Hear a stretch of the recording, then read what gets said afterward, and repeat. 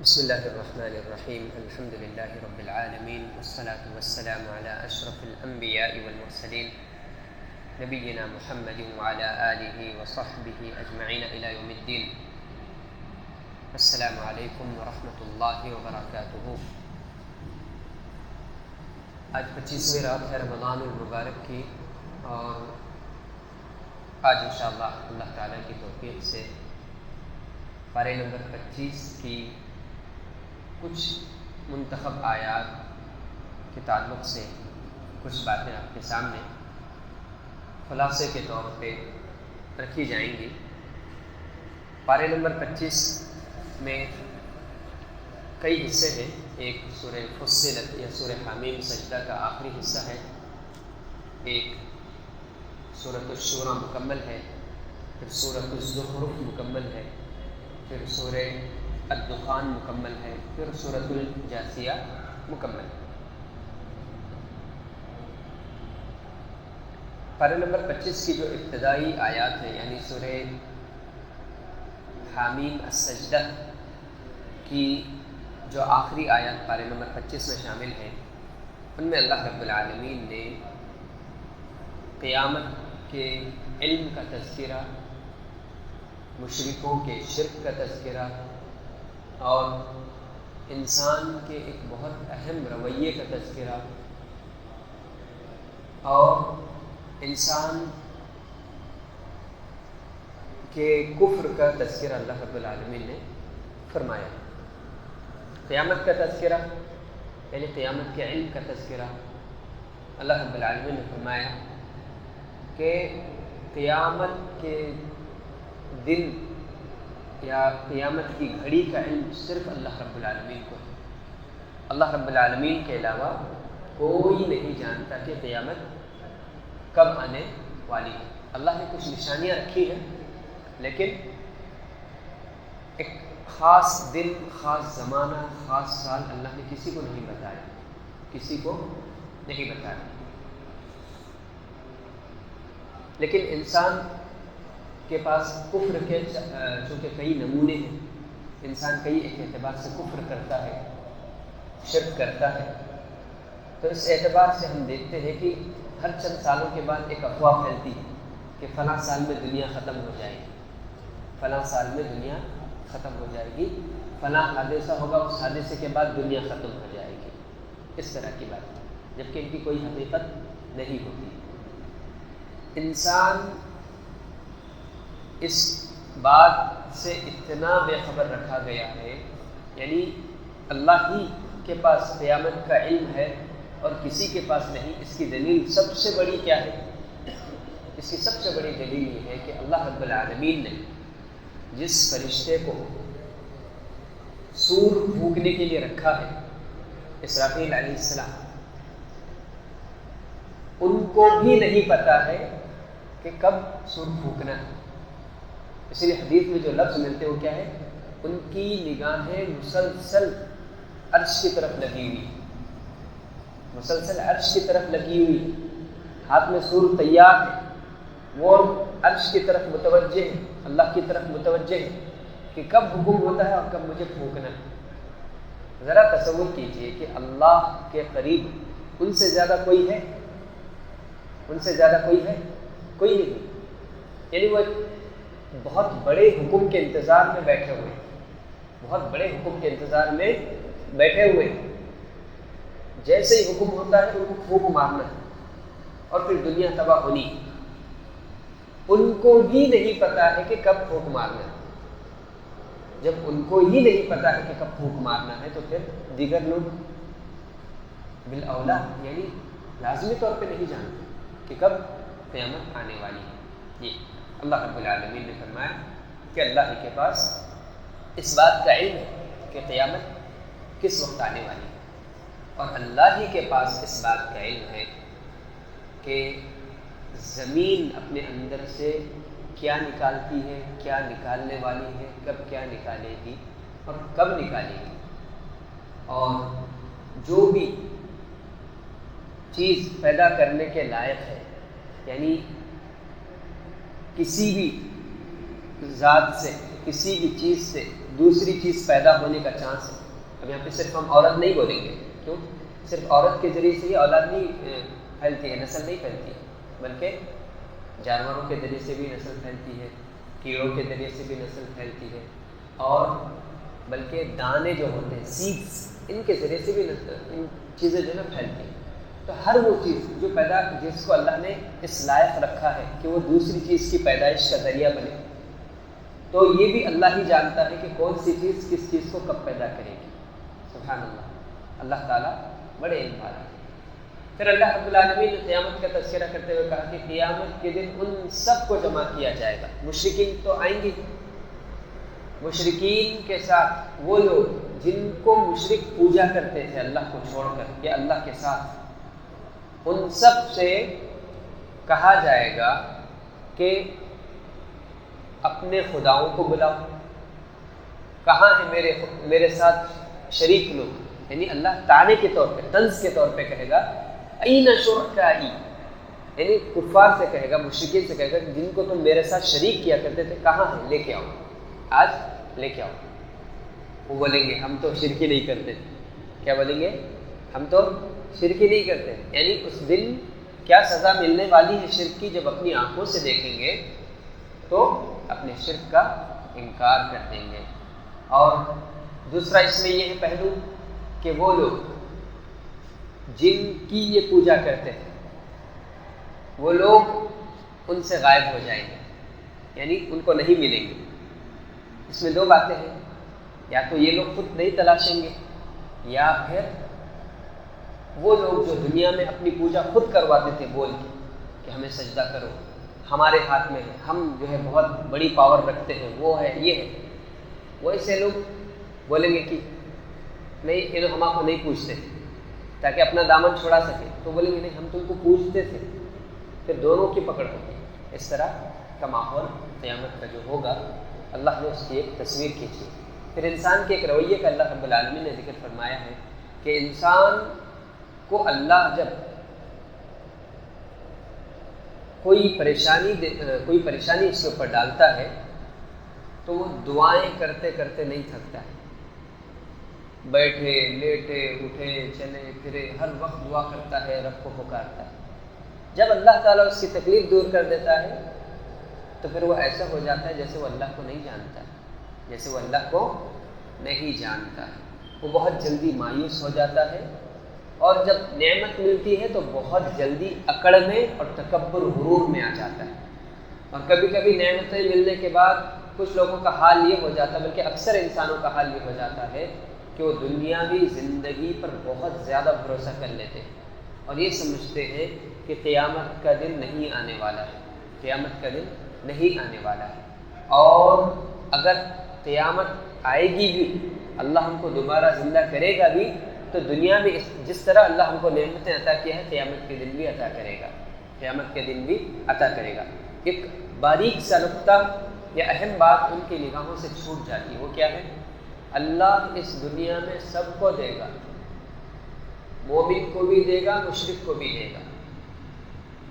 تو یہاں پہ جس کو ملا اس بات کی دلیل نہیں کہ وہاں پہ بھی ملے گا، اور یہاں پہ جس کو نہیں ملا یہ بھی اس بات کی دلیل نہیں ہے کہ وہاں پہ نہیں ملے گا. یہاں کا ملنا نہ ملنا کوئی معنی نہیں رکھتا، وہاں کا ملنا نہیں ملنا معنی رکھتا ہے، وہاں کا ملنا نہیں ملنا معنی رکھتا ہے. تو عام جو انسان ہیں ان کی اکثریت ایسی ہے انسانوں کی کہ جب ان کو دنیا میں نعمتیں مل جاتی ہیں تو وہ دنیا میں بڑے مگن ہو جاتے ہیں. اس کے بعد وہ قیامت کے دن کا انکار کرتے ہیں. یعنی قیامت کے دن کا انکار کرتے ہیں دو معنی میں، یا تو منہ سے کھلے بول دیتے ہیں کہ بھائی کچھ آنے والی نہیں، بس یہی زندگی ہے، کھاؤ پیو عیش کرو مر جاؤ. سنتے ہیں لفظ، مسلمانوں کے منہ سے بھی سنتے ہیں لفظ، کھاؤ پیو 4 دن کی زندگی ہے، 10 دن کی زندگی ہے، مزے کرو، اس کے بعد کیا ہے، کچھ نہیں. اس طرح یہ کب ہوتا ہے؟ جب اللہ تعالیٰ ان کو ان کی امیدوں سے زیادہ نواز دیتا ہے. جب اللہ ان کو ان کی امیدوں سے زیادہ نواز دیتا ہے. اللہ کیوں نوازتا ہے؟ کیونکہ وہ اللہ کے ساتھ کبھی بھی سچے نہیں تھے، اللہ کے ساتھ وہ کبھی بھی سچے نہیں تھے. تو ان کا اللہ کے ساتھ جھوٹا ہونا اللہ کو ناپسند آتا ہے. اللہ کو یہ چیز ناپسند آتی، پسند نہیں آتی. پھر اللہ کیا کرتا ہے، ان کو آخرت میں کوئی جزا نہیں دینا چاہتا، ان کو آخرت میں کوئی بہتری، کوئی خیر نہیں دینا چاہتا، تو اللہ کیا کرتا ہے، ان کو ان کی گمراہی میں، ان کو ان کی برائی میں اللہ بڑھانے کے لیے ان کو دولت دے دیتا ہے، دنیاوی نعمتیں زیادہ کر دیتا ہے، پھر وہ مست مگن ہو جاتے ہیں، وہ دن بھول جاتے ہیں جب وہ ترسا کرتے تھے، وہ دن بھول جاتے ہیں جب وہ مانگا کرتے تھے اللہ سے، اور اب اللہ نے دے دیا ہے، اب دعائیں مانگنے کی ضرورت ہی نہیں ہے، سالوں سال نمازیں نہیں پڑھیں گے، کفریہ باتیں منہ سے کہیں گے، شرکیہ باتیں منہ سے کہیں گے، لیکن رزق کم نہیں ہوگا، پیسہ آتا جا رہا ہے، نعمت ملتی جا رہی ہے، خوشیاں بڑھتی جا رہی ہیں، جو چاہے کر رہے ہیں، لاکھوں روپے خرچ کرنے کی ضرورت پڑی تو ذرا فکر کرنے کی ضرورت نہیں، کیوں لاکھوں نہیں خرچ کرنے کے لیے، خواہشات پہ اڑانے کے لیے، عیاشیاں کرنے کے لیے کروڑوں روپے موجود ہیں، کیا ہوتے ہیں، مگن ہو جاتے ہیں دنیا کی زندگی، پھر کیا سوچتے ہیں، قیامت نہیں آنے والی، کچھ آیا بھی اگر وہ وقت تو اللہ ہم کو یہاں پہ جتنا دیا اس سے زیادہ وہاں دے گا۔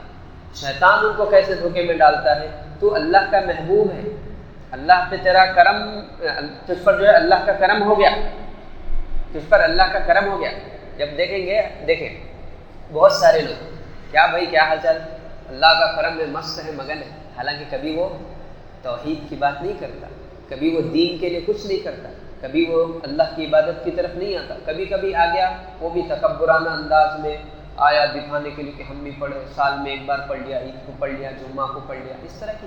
آپ انسانوں کے رویوں پہ غور کیجیے، انسانوں کے رویوں پہ غور کرنا، دنیا کے حالات پہ غور کرنا، یہ مطلوب ہے، مومن سے مطلوب ہے، تاکہ انسان اپنا اور ان کا موازنہ کر سکے، اپنی اور ان کی جو حیثیت ہے، جو مقام ہے یا جو اعمال ہے، ان کا احساس کر سکے کہ ہم کیسے ہیں، وہ کیسے ہیں، اور تکبر کا شکار نہیں ہونا، صرف احساس کرنا ہے کہ غلط راہ پہ چلنے والوں کے رویے کیسے ہیں اور صحیح راہ پہ چلنے والوں کے رویے کیسے ہیں۔ یہ پھر اس کے بعد اللہ رب العالمین نے فرمایا کہ وہ کیا کرتا ہے، اللہ تعالیٰ یعنی یہ کہتا ہے کہ قیامت کے دن بھی مجھے، اگر قیامت آئے گی بھی تو اللہ مجھے اس سے زیادہ عطا کرے گا جو دنیا میں عطا کیا۔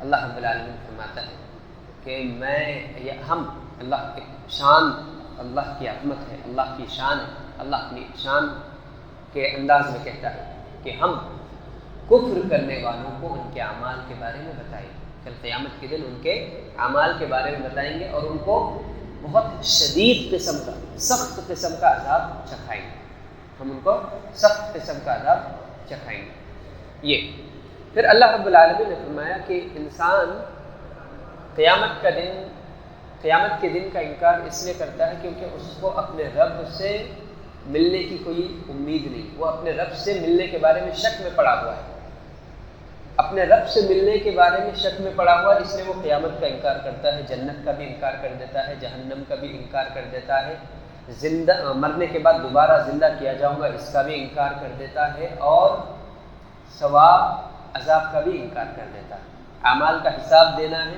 اس کا بھی وہ انکار کر دیتا ہے۔ کیا ایک آیت ہے اللہ رب العالمین نے فرمایا کہ والملائکۃ یسبحون بحمد ربهم ویستغفرون لمن فی الارض الا ان اللہ هو الغفور الرحیم۔ اللہ رب العالمین نے مومن بندوں کے تعلق سے فرمایا ہے کہ مومن بندے یہ اس قدر خوش نصیب ہیں، اللہ کے مومن بندے یہ اس قدر خوش نصیب ہیں کہ اللہ رب العالمین کے فرشتے، اللہ رب العالمین کے فرشتے مومنوں کی مغفرت کے لیے دعا کرتے ہیں، مومنوں کی مغفرت کے لیے دعا کرتے ہیں، اور اس کے کئی ایک مقامات ہیں، یعنی انسان نماز پڑھ کے اپنی جگہ پہ بیٹھا رہتا ہے، مومنوں کی یہ مومن جگہ نماز پڑھ کے اپنی جگہ پہ بیٹھا رہتا ہے، تو جب تک اس کا وضو باقی رہتا ہے اور وہ جگہ پہ بیٹھ کے کوئی دنیاوی بات یا دنیاوی کام میں مشغول نہیں ہوتا، تب تک فرشتے اس کے لیے مغفرت کی دعا کرتے ہیں۔ جو شخص وضو کر کے وضو کی حالت میں رہتا ہے، چاہے وہ کہیں بھی رہے، جب تک اس کا وضو باقی رہتا ہے فرشتے اس کے لیے مغفرت کی دعا کرتے ہیں۔ جو شخص قرآنی آیات، آیت الکرسی وغیرہ پڑھ کے سوتا ہے، فرشتے اس کے لیے مغفرت کی دعا کرتے ہیں جب تک وہ بیدار نہیں ہو۔ یہ یعنی بہت ساری فضیلت، بہت سارے مقامات ہیں۔ تو اللہ رب العالمین کے جو فرشتے ہیں یہ مومنوں کے لیے مغفرت کی دعا کرتے ہیں۔ کون مومن؟ جو زمین میں زندہ ہے، جو زمین میں باقی ہے، اور فرشتے ان کے لیے اللہ کے عرش کے پاس دعائیں کر رہے ہیں۔ اس کے بعد اللہ رب العالمین نے ایک آیت میں فرمایا کہ من کان یرید حرث الدنیا حرث الآخرۃ نزد له فی حرثہ، من کان یرید حرث الآخرۃ نزد له فی حرثہ، جس شخص کی یہ امید ہے، یہ خواہش ہے، یہ کوشش ہے کہ وہ آخرت کے لیے اپنی فصل بوئے، آخرت کے لیے اپنی فصل بوئے، اپنی فصل اچھی کرے، یعنی ہر آدمی کھیتی کر رہا ہے، جس طرح کسان دانے ڈال کے، پانی ڈال کے زمین سے کچھ امید کر رہا ہے کہ فصل نکلے گی، اناج نکلے گا، اسی طرح اعمال بھی ایسے ہی، اعمال بھی ہماری کھیتی، یہ جو دنیا ہے، یہ جو ہماری زندگی ہے، یہ جو ہماری دنیا ہے، یہ جو ہماری زندگی ہے، یہ کیا ہے؟ ہمارا کھیت ہے۔ ہمارے اعمال کیا ہے؟ اس میں ڈالے جانے والے بیج کھاد وغیرہ سب ہمارے اعمال ایسے۔ تو جو شخص آخرت کی کھیتی کا طلبگار ہوگا، آخرت کی فصل کا طلبگار ہوگا، اللہ تعالیٰ فرماتا ہے کہ ہم اس کی کھیتی میں اضافہ کریں گے، یعنی اس کی کھیتی، یعنی اس کی فصل بہترین آئے گی، اس کی فصل بہترین آئے گی، اچھی آئے گی۔ وَمَنْ كَانَ يُرِيدُ حَرْثَ الدُّنْيَا نُؤْتِهِ مِنْهَا، مگر جو شخص دنیا کی کھیتی، دنیا کی فصل کا طلبگار ہے، ہم اس کو اس دنیا میں سے کچھ دے دیں گے، کچھ دے دیں گے۔ اللہ نے نہیں کہا کہ پورا دے دیں، کچھ دے دیں گے۔ وَمَا لَهُ فِي الْآخِرَةِ مِن نَصِيبٍ، قیامت میں اس کا کوئی حصہ نہیں ہوگا، قیامت کی بھلائیوں میں اس کا کوئی حصہ نہیں ہوگا۔ اسی لیے ہم مومنین کو کس بات کا حکم دیا گیا ہے؟ ربنا آتنا فی الدنیا حسنہ وفی الآخرۃ حسنہ وقنا عذاب النار، دنیا کا خیر بھی مانگو، آخرت کا خیر بھی مانگو۔ دنیا کا خیر گرچہ تمہیں نہ ملے، آخرت کے خیر سے مایوس مت ہو، آخرت کے خیر سے مایوس مت ہو۔ یاد کیجیے سلف صالحین کا حال یہ ہوتا تھا کہ جب وہ دیکھتے تھے کہ ہم کو دنیا میں یہ چیز کی کمی ہے، گھر صحیح نہیں ہے، خرچ کے لیے جو ہے ترسنا پڑتا ہے، بھوک میں کئی دن گزر جاتے ہیں، کچھ چیز خریدنا چاہتے ہیں، پیسے نہیں ہوتے، اور ہمارے پاس دنیا کی کوئی نعمت نہیں ہے، تو وہ لوگ کیا کرتے تھے؟ چلو دنیا میں نہیں ملا پرواہ نہیں، اللہ سے ہم آخرت میں بہترین چاہیں گے، اس کی وہ تمنا کرتے تھے، اس کی وہ تمنا کیا کرتے۔ تو مومن آدمی جب اپنی زندگی میں دیکھے کہ مشکلات ہیں، تنگیاں ہیں، کمیاں ہیں، تو اس سے وہ مایوس نہ ہو، بلکہ اس کا غم چھوڑے، اس کی فکر کرے، یعنی دنیا کی زندگی کا غم چھوڑے، آخرت کی زندگی کی فکر کرے، وہاں کے لیے نیک اعمال کرے، تاکہ اللہ رب العالمین جو محرومی اس کو دنیا میں ملی ہے وہ محرومی آخرت میں نہ ملے، تاکہ اللہ رب العالمین اس کو جو محرومی دنیا میں دیا ہے آخرت میں وہ محرومی نہ دے، اس کی وہ کوشش کرے، اس کی وہ فکر کرے۔ اسی لیے ایک جملہ ہے، دیکھیے، دنیا میں غریب ہونا نہیں ہونا یہ ہمارے اختیار میں نہیں، یہ اللہ کی لکھی ہوئی تقدیر کے مطابق، لیکن آخرت میں غریب ہونا یا امیر ہونا ہمارے ہاتھ میں، اللہ نے موقع دیا، وَهَدَيْنَاهُ السَّبِيلَ إِمَّا شَاكِرًا وَإِمَّا كَفُورًا، ہم نے دونوں راستے دکھا دیے کہ یا تو تم شکر گزار بندے بنو، یعنی جنت کی راہ پہ چل کے جنت پہنچو، یا کفر کرنے والے بنو، یعنی جہنم کے راہ پہ چل کے جہنمی بنو، دونوں راستے دکھا دیے۔ تو اسی لیے دنیا میں اللہ نے آخرت کا اختیار ہم کو دیا، اللہ نے ہم کو دیا کہ ہم آخرت میں کس انجام کو پہنچیں گے، کیا انجام ہمارے ساتھ ہو سکتا ہے، اس کا اختیار ہمارے پاس ہے، یعنی ہم اپنے اعمال کریں گے بس، یہ چیز۔ اس کے بعد اللہ رب العالمین نے فرمایا کہ وَالَّذِينَ اسْتَجَابُوا لِرَبِّهِمْ وَأَقَامُوا الصَّلَاةَ وَأَمْرُهُمْ شُورَىٰ بَيْنَهُمْ وَمِمَّا رَزَقْنَاهُمْ يُنْفِقُونَ، اللہ رب العالمین نے مومنین کی صفات کا تذکرہ کرتے ہوئے یہ بات کہی کہ وہ مومن لوگ وہ ہوتے ہیں جو اپنے رب کی پکار پر آ جاتے ہیں، جواب دیتے ہیں، یعنی اپنے رب کی پکار کا جواب دیتے ہیں۔ اپنے رب کی پکار کا جواب کئی ایک اعتبار سے، ایک یہ کہ استطاعت ہو گئی تو حج کی پکار مل گئی، سمجھو، اذان ہو گئی، نماز کی پکار مل گئی، سمجھو، ہاں گناہ ہو گیا توبہ کی پکار سمجھو، ہاں اللہ کی طرف آنے کی پکار، رات میں اٹھے اللہ کی وہ پکار کہ کوئی ہے مجھ سے مانگنے والا، تو وہ مصیبت میں آ گیا تو اللہ کے علاوہ کون دینے والا ہے، اللہ دعا کی پکار، یعنی کئی ایک اعتبار سے پکار۔ اور جب اس کے پاس دو راستے آ گئے، اللہ کا حکم ایک ہے، خواہشات کی پیروی ایک ہے، تو اس نے اللہ کی پکار پر جو ہے لبیک کہا، خواہشات کی پکار پہ لبیک نہیں کہا، تو کئی ایک اعتبار سے پکار۔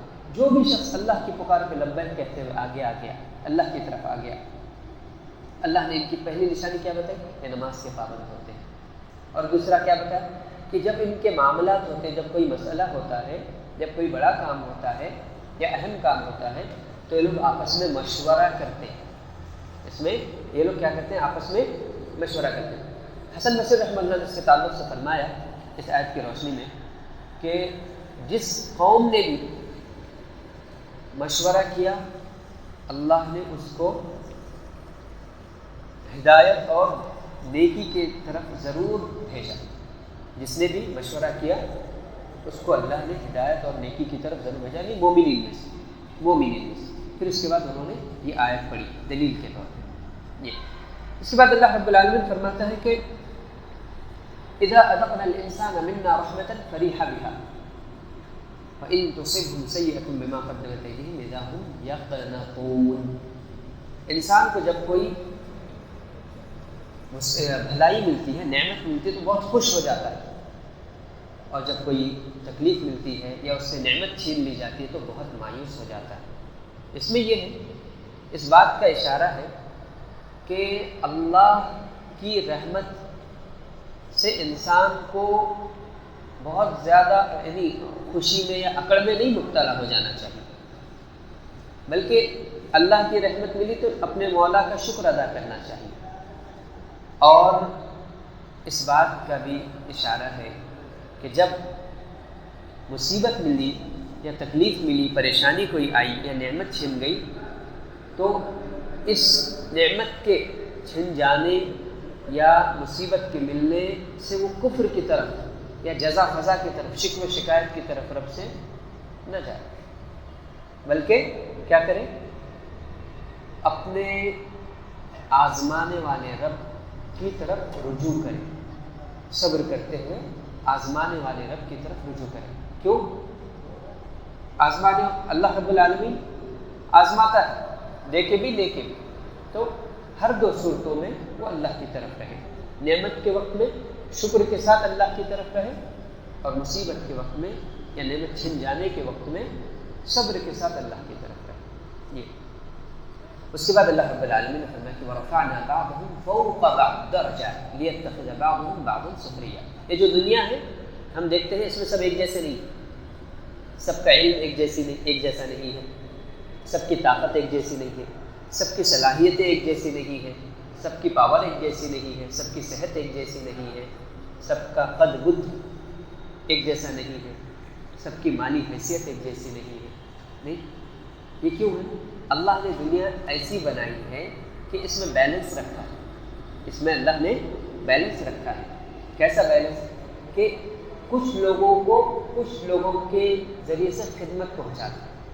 اللہ رب العالمین یہ جو فرمایا کہ وَرَفَعْنَا بَعْضَهُمْ فَوْقَ بَعْضٍ، ہم نے ایک کو دوسرے پر فوقیت دی، یعنی لوگوں میں سب ایک درجے کے نہیں ہیں، کسی بھی اعتبار سے کسی بھی پہلو سے سارے لوگ ایک درجے کے نہیں ہیں، ان میں فرق ہے۔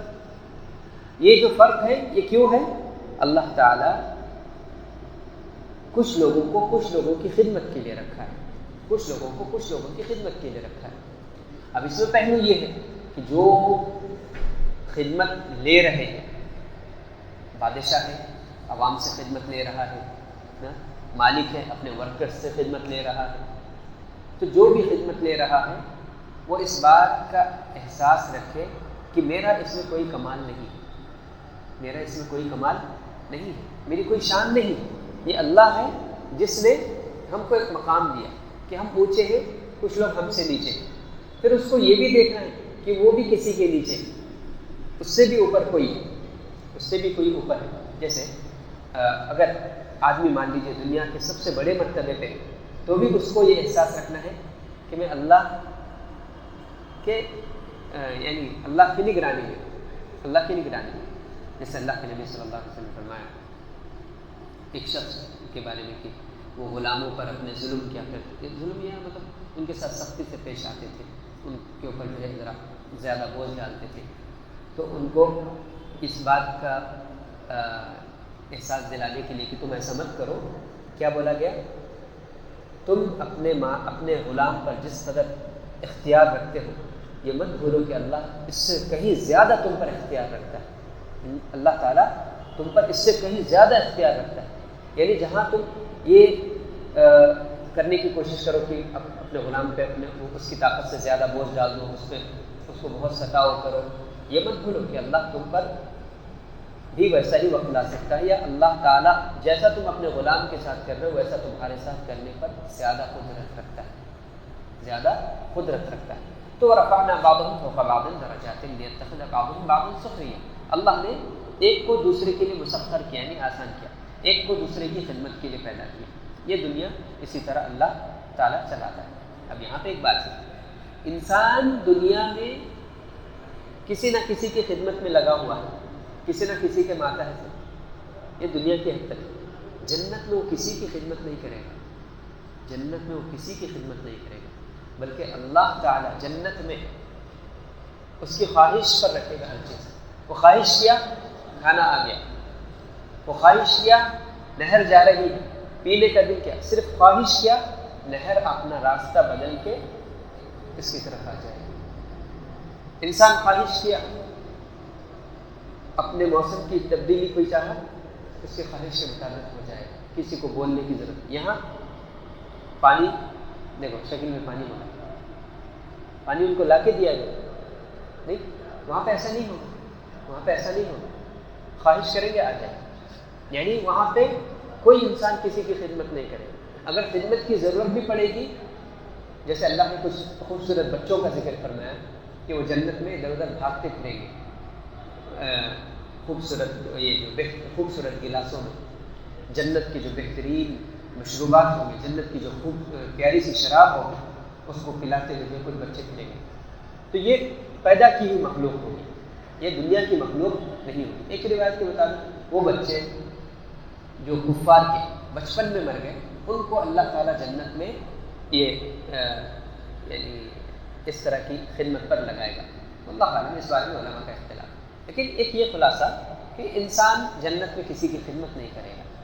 دنیا میں یہ لگا رہتا ہے، کوئی کسی کے ماتحت ہے، کوئی کسی کے انڈر میں ہے، کوئی کسی کے اوپر ہے، کوئی کسی کے نیچے، یہ چلتا ہے۔ جنت میں ایسا نہیں، اس لیے بھی جنت کی تمنا کرنا چاہیے، کہ وہاں پہ کسی کی خدمت کی ضرورت نہیں پڑے گی۔ اللہ تعالیٰ خواہش کے ساتھ ہی ایک طلب کے دل میں خواہش آئے گی، خواہش پوری ہو جائے گی۔ یہ بہترین مقام ہے جنت۔ اس کے بعد اللہ رب العالمین نے فرمایا کہ الاخلاء یومئذ بعضهم لبعض عدو الا المتقین، قیامت کے دن جتنی بھی دنیا میں دوستیاں تھیں وہ ساری دوستیاں ٹوٹ جائیں گی۔ مال کی وجہ سے دوستی، پارٹنرشپ کی وجہ سے دوستی، پڑوس کی وجہ سے دوستی، رشتے کی وجہ سے دوستی، کچھ ساتھ میں پڑھے تھے اس کی وجہ سے دوستی، ایک مرتبہ سفر میں ساتھ ہو گئے تھے اس کی وجہ سے دوستی، جو بھی جتنی بھی دوستی ہیں ساری دوستیاں ٹوٹ جائیں گی، صرف ایک دوستی باقی رہے گی۔ کون سی؟ وہ دوستی جو اللہ کی خاطر کی گئی تھی، وہ دوستی جو اللہ کی خاطر کی گئی تھی۔ ہم کسی سے اللہ کی خاطر دوستی کیے، اس دوستی کا رشتہ دنیا میں بھی باقی رہے گا، آخرت میں بھی باقی رہے گا۔ یہ باقی رہنا مطلب کس اعتبار سے؟ دو اعتبار سے۔ اللہ کی خاطر کی گئی دوستی دو اعتبار سے باقی رہے گی۔ دنیا میں مثال کے طور پہ کچھ لوگ پکنک کے لیے کہیں جاتے ہیں، ایک دوست کا آئیڈیا رہتا ہے کہ ارے چلو چلیں گے، فورس کرتا، سب لوگ بولتے ٹھیک ہے چلو بھائی، پلان بنائیں، گاڑی بک کریں، یا کسی کی ایک گاڑی تھی جس میں سب لوگ آ سکتے ہیں، لمبے سفر کی جس میں طاقت ہے گاڑی میں، سب طے کر کے نکلے گئے، حادثہ ہو گیا تو سب لوگ کیا کہتے؟ تو منحوس تھا رے، تیری بات پہ سب لوگ نکلے، یہ حادثہ ہو گیا، یا تیری غلطی، ڈرائیور کی غلطی، اس کی غلطی، اس کی غلطی، ایک دوسرے پہ الزام لگا لیتے۔ تو قیام، یہ ایک مثال میں نے دی اور بہت سارے حادثے ہوتے جب ہم جو ہے نا کچھ ہو گیا تو تیری وجہ سے ہوا، تو رہا بول کے ہوا، تیرے مشورے کی وجہ سے ہوا، تو وہ بولا تھا تیرے آئیڈیا کی وجہ سے ہوا. اس طرح بولتے ہیں دنیا میں، ہم جانتے ہیں. اور ہر شخص کو اس سے کبھی نہ کبھی گزرنا پڑتا ہے. ہر شخص کو کبھی نہ کبھی گزرنا پڑتا ہے. راستہ چلتے ہوئے ذرا سا اس کا دھکا لگا، تیرا دھکا لگا بول کے میں گرا، بات آتی. ہم ایک دوسرے کو بلیم کرتے ہیں اور پھر کیا ہوتا ہے، آپس کا جو رشتہ ہوتا ہے وہ ٹوٹ جاتا ہے، برائی آ جاتی ہے، دوستوں میں عداوت آ جاتی ہے، دوری آ جاتی ہے. تو قیامت کے دن جب لوگ اللہ کے پاس پہنچیں گے تو چونکہ جو برے لوگ ہوں گے، جو اللہ کے علاوہ کی دوستیاں ہوں گی، وہ کہیں نہ کہیں جا کے نقصان کا سبب بنتی ہے، برائی کا سبب بنتی ہے. تو ایک دوسرے کو بلیم کریں، تیری وجہ سے ہم کو گناہ ملے، تیری وجہ سے آج ہم جو ہے نقصان میں پڑنے والے ہیں. ایک دوسرے کو یہ دیں گے، تانے دیں گے، ایک دوسرے پر نفرت کا اظہار کریں گے، دشمنی دکھائیں گے، ایک دوسرے سے بیزارگی کا اظہار کریں گے. یہ ایک پہلو ہوا. اور مومن جو اللہ کی خاطر محبت کی، ان کو ایسے تانے دینے کی ضرورت نہیں پڑے گی، ایسے تانے دینے کی ضرورت نہیں پڑے گی. اور دوسرا پہلو اس کا یہ ہے، یعنی اللہ کی خاطر کی گئی دوستیاں وہاں پہ باقی رہیں گی. کہ ایک دوست جنت میں پہنچ گیا، ایک دوست اپنی کچھ برائیوں کی وجہ سے کچھ وقت تک کے لیے جہنم میں پہنچ گیا، تو دوستی باقی. تو یہ دوستی کا صلہ ملے گا کہ اللہ اس کی شفاعت کی وجہ سے اس کو جہنم سے نکالے گا. لیکن وہ جو کفر والے ہوں گے، جو اللہ کے علاوہ کی دوستیاں ہوں گی، وہ جہنم میں جانے سے پہلے بھی ایک دوسرے کو لعنت ملامت کریں گے. جہنم میں جانے کے بعد کیا بولیں گے اللہ سے، اللہ اس کی وجہ سے میں جہنم میں آیا، اس کو تو میرے سے زیادہ عذاب دے. انہیں کیا بولے گا، نہیں اللہ اس کو تو زیادہ عذاب دے. تو اللہ کیا کہے گا، لِكُلٍّ ضِعْفٌ، تم دونوں کے لیے ہی بڑھ کے ڈبل عذاب ہے، تم دونوں کے لیے ڈبل عذاب. تو یہ اللہ کی خاطر کی گئی دوستیاں، اللہ کی خاطر بنائے گئے رشتے بہترین، ان کا صلہ ملتا ہے. تو یہ اللہ نے وہی فرمایا کہ قیامت کے دن سارے لوگ ایک دوسرے کے دشمن ہو جائیں گے.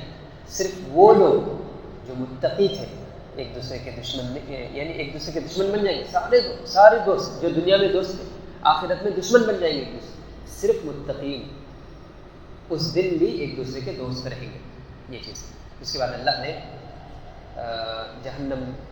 جہنمی لوگوں کا، جنتی لوگوں کا بڑا تذکرہ کھینچا، بہت خوبصورت تذکرہ.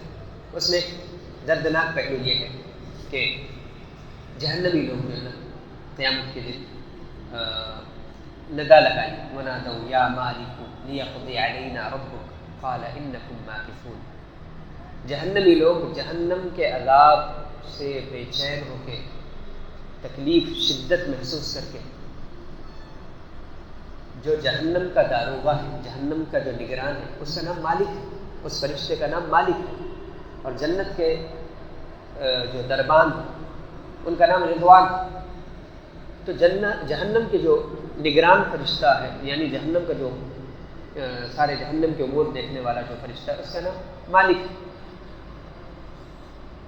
تو یہ لوگ جہنمی لوگ ندا دیں گے، یا مالک، اے مالک، یعنی جہنم کا داروغہ، لیقضی علینا ربک، اپنے رب سے کہو کہ ہمیں موت دے دے، اپنے رب سے کہو کہ ہمیں موت دے دے.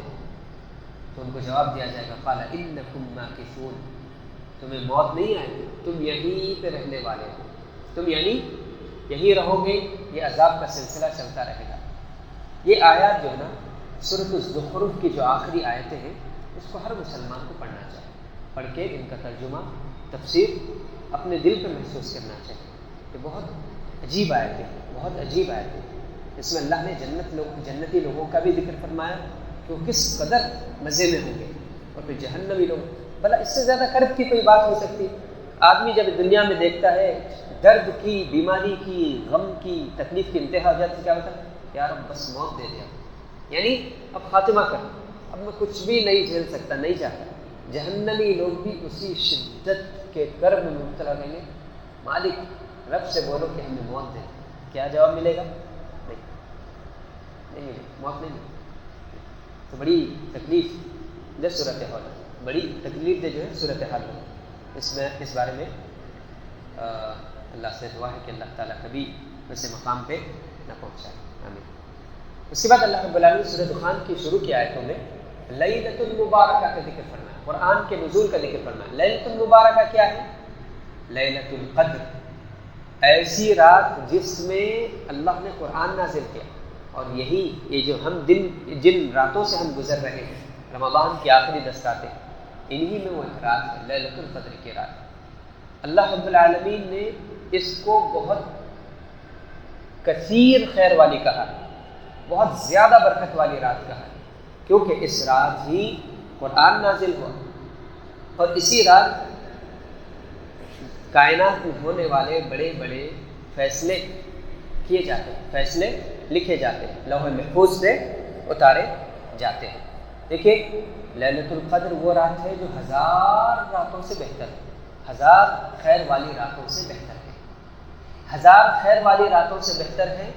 یعنی اس رات اگر کوئی شخص عبادت کر لے، اللہ کو منا لے، تو اس کی عبادت گویا کہ 1000 مہینوں کی عبادت سے بہتر ہو گئی۔ اس کا منانا ایک رات میں اللہ کو 1000 مہینوں تک اللہ کو مناتے رہنا اس سے بہتر ہو گیا اس ایک رات میں۔ یہ اللہ رب العالمین نے اس قرآن کو اسی مبارک رات میں نازل کیا، مبارک مہینے میں نازل کیا۔ اللہ رب العالمین کے سب سے افضل کلام سب سے افضل رات میں، اور سب سے افضل انسان پر، اور سب سے افضل زبان میں نازل ہوا۔ یہ اس میں قرآن مجید کی تعریف ہے، اور لیلۃ القدر کی بھی اہمیت بیان کی گئی۔ اس کے بعد اللہ رب العالمین نے سورہ دخان کی آخری آیات میں فرمایا کہ فما بکت علیہم السماء والارض وما كانوا منظرین، یعنی کچھ لوگ، کچھ قومیں جن کو اللہ نے سزا کے طور پہ ہلاک کر دیا، برباد کر دیا، ان کے مر جانے کے بعد اللہ تعالیٰ کہہ رہا ہے، یعنی ان کو تباہ کر دینے کے بعد اللہ تعالیٰ کہہ رہا ہے کہ ان کے مر جانے سے، ان کے ہلاک ہو جانے سے، فرعون اور جو بھی لوگ، یعنی ضروری نہیں کہ فرعون کا ہی تذکرہ ہو، جو بھی شخص کفر پہ رہتے ہوئے، شرک پہ رہتے ہوئے مر گیا، اس کے مرنے سے نہ تو آسمان رویا نہ زمین روئی، نہ تو آسمان رویا نہ زمین روئی۔ یعنی وہ بولتے نا کسی انسان کے مر جانے سے، جیسے اللہ کے نبی صلی اللہ علیہ وسلم کی وفات، نبی صلی اللہ علیہ وسلم کی جو وفات ہوئی تھی، صحابہ کہتے ہیں، یعنی اس دن کا جو درد ہے، اس دن کا جو کرب ہے، اس کو بیان کرتے ہوئے کہتے ہیں اللہ کے نبی صلی اللہ علیہ وسلم کی وفات کے دن کے بارے میں کہ مدینہ اس دن ہمیں سب سے زیادہ روشن لگا جس دن نبی صلی اللہ علیہ وسلم ہجرت کر کے مدینہ آئے تھے، ہر چیز روشن روشن لگتی تھی، اور نبی صلی اللہ علیہ وسلم جب وفات ہو گئی تو مدینہ بجھ گیا، یعنی ہر چیز پہ تاریکی چھا گئی، اداسی آ گئی، اس طرح۔ یعنی اللہ کے نبی صلی اللہ علیہ وسلم کی جو وفات ہے اس دنیا کا سب سے بڑا حادثہ، اس دنیا میں جتنے بھی حادثے پیش آئے، انہیں مر گیا، فلاں جگہ یہ ہو گیا، وہ ٹوٹ گیا، وہاں طوفان آیا، جتنی بھی حادثے والی باتیں ہیں، صورتحال تھی، جب بھی پیش آئی صورتحال ایسی، ان تمام صورتحالوں میں اللہ رب العالمین کی اس کائنات میں جو سب سے زیادہ تکلیف دہ حادثہ تھا یا غم کی جو بات ہوئی، وہ نبی صلی اللہ علیہ وسلم کا اس دنیا سے چلے جانے والا واقعہ، خود صحابہ ہی کہتے تھے۔